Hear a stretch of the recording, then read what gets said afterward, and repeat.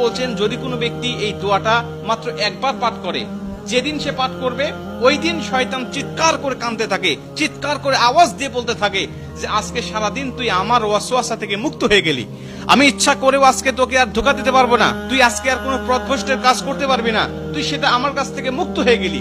মানে এই দোয়াটার এতটাই পাওয়ার, এতটাই ক্ষমতা আল্লাহ পাক দিয়ে দিয়েছেন। অতএব আমরা এই দোয়াটা মুখস্থ রাখবো, ছোট্ট একটি দোয়া মুখস্থ করে প্রতিদিন আমরা তেলাওয়াত করব।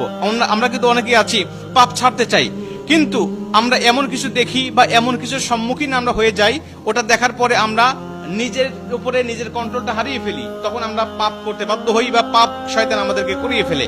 এজন্য যদি আমরা প্রতিদিন অন্তত ফজরের নামাজের পরে এই দোয়াটা যদি পাঠ করতে পারি, তাহলে আমরা কিন্তু শয়তান থেকে মুক্ত থাকবো ওই দিন সারাদিন। আর শয়তান থেকে মুক্ত থাকার কারণে আমরা ইচ্ছা করলে ওই দিন পাপ করতে পারবো না।